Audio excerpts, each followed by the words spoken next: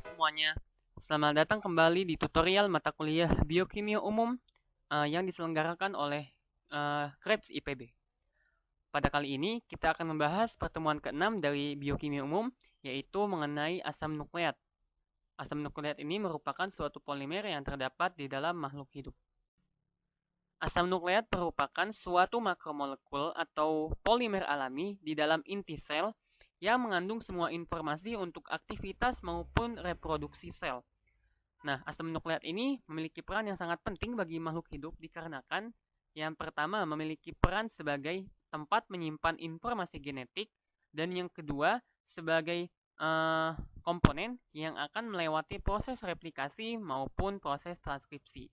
Proses replikasi merupakan proses perbanyakan asam nukleat, sementara proses transkripsi merupakan salah satu dari rangkaian dari proses sintesis protein. Nah, sintesis protein ini mungkin akan dijelaskan lebih lanjut di slide berikutnya. Namun di sini kita akan membahas secara singkat bahwasanya sintesis protein ini terbagi menjadi dua tahap, yaitu transkripsi dan translasi.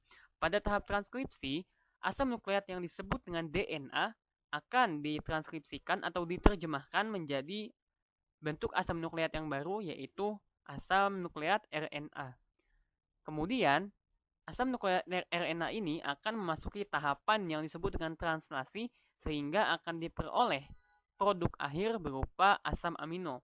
Asam amino ini kemudian akan digunakan sebagai komponen untuk menyusun sel yang baru maupun digunakan untuk keperluan fungsional seperti enzim maupun hormon.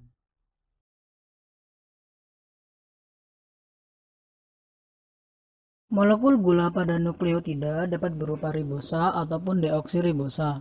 Basa nitrogen pada asam merupakan molekul gula pada atom karbon nomor 1 dari dua deoksiribosa ataupun gula deoksiribosa pada DNA. Pirimidin pada gambar di bawah ke gula ribosa dapat dilihat bahwa terdapat dari gula ribosa dengan basa nitrogen urin diikat pada atom karbon nomor 1 serta juga terdapat ikatan gula ribosa dengan gugus fosfat yaitu pada atom karbon nomor 5 dan terdapat pula gugus hidroksil pada atom karbon nomor 4. Dapat diberi nama dengan pertama berdasarkan yaitu urasil dapat jenis ikat basa pada nitrogen antara yang gula menyusun. ribosa dengan suatu Bagaimana sel kita ketahui yaitu bahwasanya urasil dan nukleotida hidrosin tersusun pada atas atom karbon. nukleosida Jika yang keduanya mengikat terfosforilase satu dapat disebut pada uridin, nukleosida maka yang keduanya memiliki akan berubah struktur terfosforilase berupa pada atom adenin yang nomor disebut dengan uridin, maka struktur keduanya adenosin. akan berubah Nah, menjadi suatu nukleotidanya nukleotida disebut dengan yaitu dari struktur uridin adenilat. berubah menjadi uridilat dan Nah, sitidin berubah kedua menjadi jenis sitidin tadi terdapat pada asam nukleat bisa RNA. dibaca Nah, deoksi A sebagaimana atau kita ketahui DANT. bahwasanya ada dua jenis asam nukleat, Deoksi adenosin yaitu monofosfat. RNA dan DNA. Perbedaan utamanya terletak pada jenis gula pentosa yang mengikatnya. Gula pentosa RNA ialah ribosa, sementara gula pentosa pada DNA ialah deoksiribosa. Sehingga nukleosida dengan adenin pada DNA disebut deoksiadenosin, sementara nukleotidanya disebut dengan deoksiadenilat. Contoh yang sama dapat dilihat pada nukleotida dan nukleosida dengan basa nitrogen guanin, sitosin, timin, maupun urasil. Namun untuk urasil hanya terdapat pada RNA. Kemudian, nukleotida dapat diberi nama berdasarkan banyaknya gugus fosfat yang berikatan dengan nukleosida. Nukleosida yang mengikat satu gugus fosfat dikenal dengan nukleosida monofosfat, disingkat NMP. Kemudian, ketika nukleosida mengikat dua gugus fosfat dikenal dengan NDP atau nukleosida difosfat. Dan yang ketiga, ketika nukleosida mengikat tiga gugus fosfat sekaligus dikenal sebagai NTP atau nukleosida trifosfat. Nah, ketika dikombinasikan dengan jenis basa nitrogen yang menyusunnya, maka penamaannya berubah menjadi AMP, CMP, GMP, maupun UMP, dan sebagainya. Nah, salah satu jenis nukleosida trifosfat, mohon maaf, yang paling terkenal ialah ATP atau adenosin trifosfat. Nah, NTP ini tersusun atas basa nitrogen jenis adenin yang mengikat 3 gugus fosfat serta 1 gula pentosa. Nah, ATP ini digunakan sebagai molekul pembawa energi pada proses metabolisme dan dapat berubah bentuk menjadi ADP maupun AMP. Sebaliknya, AMP serta ADP dapat difosforilasi menjadi ATP kembali. Kemudian di sini terdapat salah satu jenis senyawa nukleotida yang disebut dengan AMP atau adenosin monofosfat. Nah, adenosin monofosfat ini memiliki struktur yang berupa siklik. Nah, siklik AMP ini dikenal sebagai CAMP dan perbedaan utamanya dengan struktur yang biasa ialah pada adenosin yang siklik itu gugus fosfatnya mengikat dua atom karbon sekaligus pada gula pentosanya, yaitu atom karbon nomor 2 dan 3. Sementara pada struktur yang biasanya itu adenosinnya mengikat pada atom C nomor 3 di gula pentosanya. Struktur backbone atau tulang punggung DNA dan RNA itu tersusun atas gugus fosfat yang berikatan dengan karbon nomor 5 gula ribosa atau deoksiribosa tergantung dari jenis asam nukleatnya. Jika DNA maka gulanya deoksiribosa, sementara jika RNA ialah ribosa. Nah, sehingga dapat disimpulkan bahwasanya ikatan tulang punggung yang menyusun struktur asam nukleat adalah ikatan antara gugus fosfat dengan atom C nomor 5 gula pentosanya.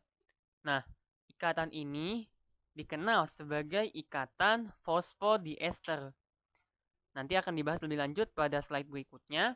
Namun yang pasti bahwasanya struktur DNA ini tersusun dari karbon nomor 5 gula pentosa yang awal dengan menyusun terus sampai dengan struktur yang akhir, yaitu atom C nomor 3 yang mengikat gugus OH.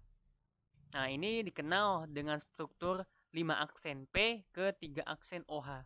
Ini menjadi struktur tulang punggung penyusun utama molekul DNA dan RNA.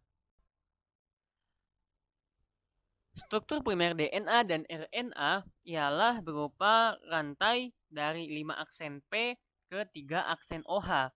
Nah, perbedaan DNA dan RNA terdapat pada gula pentosanya maupun pada jenis basa nitrogennya. Pada DNA, basa nitrogen yang menyusunnya ada 4 jenis, yaitu A, G, T, C, yaitu adenin, guanin, timin, dan sitosin. Sementara pada RNA, basa nitrogen penyusunnya ialah A, G, U, C atau adenin, guanin, urasil, maupun sitosin, sehingga dapat dibedakan bahwasanya timin hanya terdapat pada DNA, sementara urasil hanya terdapat pada RNA. Sehingga perbedaan terdapat pada basa nitrogen jenis pirimidin, karena pirimidin itu adalah TC serta UC. Nah, untuk gula pentosanya pada DNA disebut dengan deoksiribosa, sementara pada RNA disebut dengan ribosa. Nah, kemudian struktur primer DNA dan RNA selain tersusun dari struktur tulang punggung fosfat, struktur primer ini juga tersusun atas ikatan hidrogen. Nah, ikatan hidrogen ini berada di antara basa nitrogen yang saling berpasangan. Di sini dapat dilihat bahwasanya basa nitrogen adenin berpasangan dengan basa nitrogen timin, sementara basa nitrogen sitosin berpasangan dengan basa nitrogen guanin. Itu pada DNA. Sementara pada RNA ialah basa nitrogen adenin berpasangan dengan urasil, sementara sitosin berpasangan dengan guanin. Nah, kemudian ketika ikatan hidrogen ini saling terhubung antar basa nitrogen, maka pada DNA akan membentuk struktur yang disebut sebagai utas ganda atau double helix. Sementara pada RNA membentuk struktur helix saja. Struktur DNA yang berupa double helix dan antiparalel ini ditemukan oleh Watson and Crick, dua orang ilmuwan yang meneliti DNA selama beberapa tahun. Mereka melakukan penelitian dan akhirnya ditemukanlah suatu teori yang dikenal sebagai teori DNA Watson and Crick, bahwasanya DNA merupakan suatu polimer yang memiliki struktur double helix. dengan basa nitrogen yang saling berpasangan. Nah, kemudian pasangan basa nitrogen ini ditemukan oleh ilmuwan yang dikenal sebagai Chargaff dan menemukan aturan Chargaff, yaitu basa nitrogen adenin berpasangan dengan timin, sementara basa nitrogen guanin berpasangan dengan sitosin pada jarak ikatan antar ikatan basa nitrogen ini sebesar 3,4 Armstrong. Molekul DNA dapat berupa molekul yang sirkuler maupun linier. Pada struktur DNA yang linier ini umumnya terdapat pada organisme eukariot seperti protozoa, fungi, tumbuhan maupun hewan seperti manusia. Nah, sementara molekul DNA dengan struktur sirkuler ini terdapat pada organisme prokariotik seperti bakteri maupun archaea. Nah, apa bedanya antara molekul DNA sirkuler dengan yang linier? Pada molekul DNA sirkuler ini, perbedaan pertama ialah molekul DNA sirkuler ini tidak memiliki ujung, sehingga mereka saling berikatan antara rantainya, sehingga tidak seperti molekul DNA yang linier ada ujung 5 aksen P atau ujung 3 aksen OH, maka molekul DNA sirkuler ini tidak memiliki ujung. Mereka saling berikatan antar ujung-ujungnya. Nah, kemudian perbedaan kedua ialah molekul DNA sirkuler ini tidak berikatan dengan protein histon, berbeda dengan molekul DNA yang linier. Untuk membuat struktur DNA-nya menjadi kompak dan juga menjadi lebih tahan terhadap serangan enzim-enzim degradatif, maka molekul DNA akan berikatan dengan protein histon. Namun pada molekul DNA sirkuler ini molekul DNA-nya tidak berikatan dengan protein histon. Namun hal ini tetap dapat membuat DNA stabil karena adanya struktur sirkuler ini, sehingga DNA tidak memiliki ujung dan dapat berikatan antar ujung-ujungnya. Nah, kemudian dikenal juga DNA yang disebut dengan struktur supercoil. Struktur supercoil ini merupakan suatu DNA yang dikemas menjadi bentuk kumparan atau coil yang saling bergulung-gulung satu sama lain sehingga membentuk suatu gulungan yang sangat kompak, sangat padat, namun jika dipanjangkan, ini ukurannya akan menjadi sangat panjang.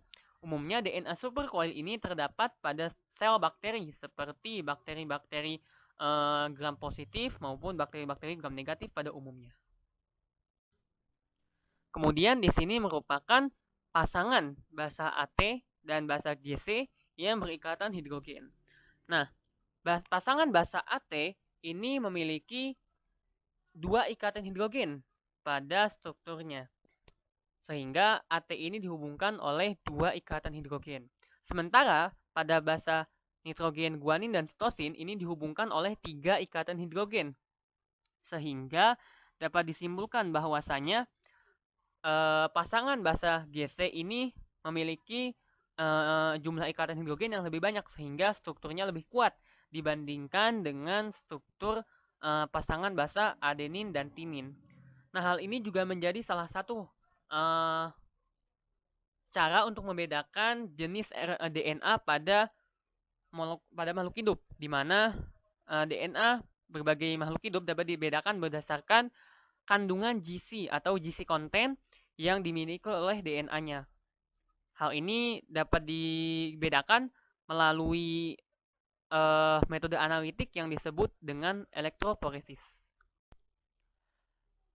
Replikasi DNA, seperti yang telah disebutkan, merupakan proses perbanyakan molekul DNA dari suatu DNA lama yang digunakan sebagai template. Nah, replikasi DNA ini sebenarnya terdapat 3 model yang dapat menjelaskan proses replikasi DNA ini. Yang pertama disebut dengan model konservatif, di mana pada model konservatif ini suatu struktur DNA lama atau template-nya akan digunakan untuk mencetak satu molekul DNA yang baru, sehingga dari satu menjadi satu. Nah, kemudian pada model replikasi DNA semi-konservatif ini satu molekul DNA lama sebagai template ini akan membuka double strand-nya sehingga masing-masing utas ini kemudian akan dicetak menjadi satu molekul DNA yang baru, sehingga dapat disimpulkan bahwasanya pada model semi-konservatif ini dari satu molekul DNA menjadi 2 molekul DNA yang baru. Sementara pada molekul pada model pada model replikasi dispersif, model replikasi ini lebih menekankan pada prinsip bahwasanya DNA akan terdispersi atau terbagi-bagi menjadi bagian-bagian kecil yang kemudian masing-masing bagian tersebut akan bergabung menjadi satu komponen DNA yang baru. Namun penggabungan ini berbeda-beda antar molekul DNA sehingga tidak dapat dipastikan mana DNA yang menjadi template baru, mana DNA yang menjadi template pada molekul DNA yang baru terbentuk itu. Nah, namun pada realitanya model yang paling sering digunakan ialah model replikasi DNA jenis semi-konservatif. Hal ini telah dibuktikan melalui berbagai uji yang telah dilakukan dan dapat disimpulkan bahwasanya model DNA semi-konservatif merupakan model DNA yang paling mampu mencerminkan proses replikasi DNA di dalam makhluk hidup, terutama di dalam manusia. Proses replikasi DNA ini sebenarnya merupakan suatu proses perbanyakan DNA yang dibantu oleh berbagai enzim. Hal ini terjadi karena sebagaimana reaksi kimia di dalam makhluk hidup, replikasi DNA juga merupakan replikasi yang dibantu oleh enzim untuk menjalankan reaksinya. Nah, yang pertama prosesnya didahului dengan pembukaan strain ganda atau utas ganda pada DNA.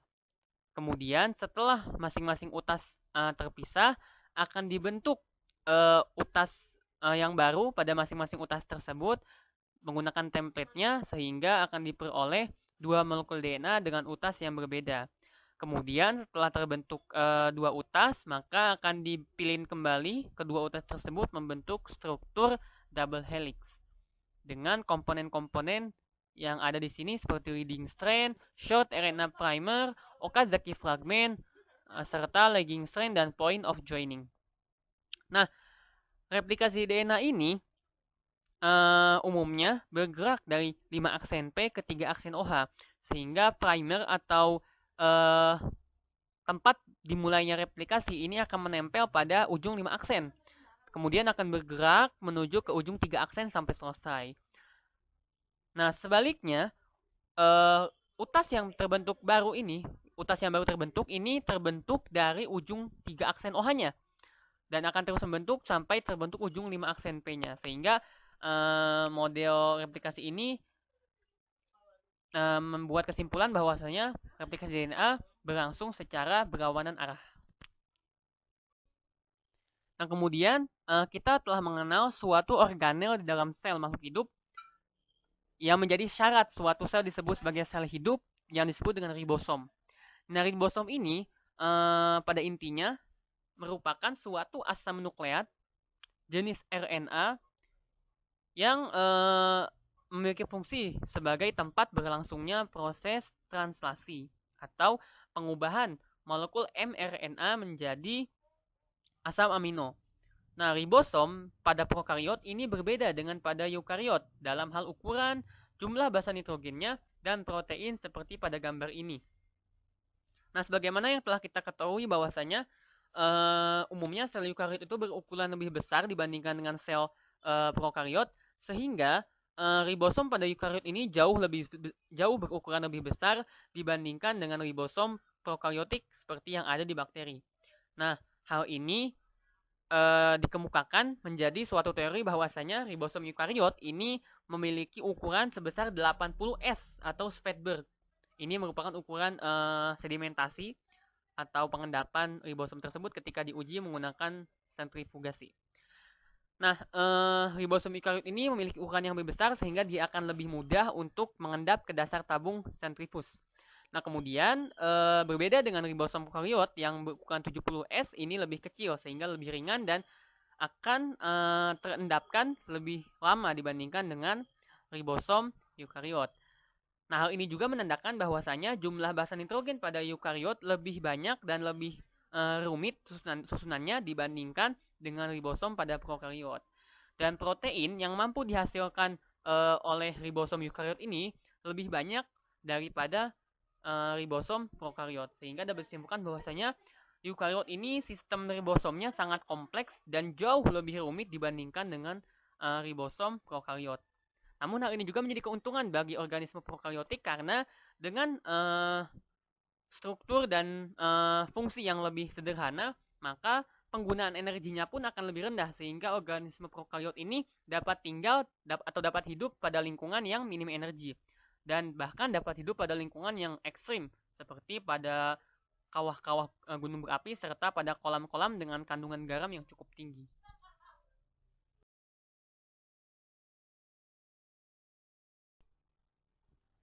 Demikian penjelasan mengenai materi asam nukleat pertemuan ke-6 biokimia umum. Semoga dapat membantu teman-teman dalam memahami pertemuan kali ini. Jangan lupa untuk like, share, and subscribe pada channel ini maupun pada video ini. Jangan lupa untuk terus mengikuti serial tutorial mata kuliah biokimia umum ini yang insya Allah dapat membantu teman-teman dalam mengerjakan ujian biokimia umum nanti. Terima kasih dan sampai berjumpa kembali pada materi berikutnya.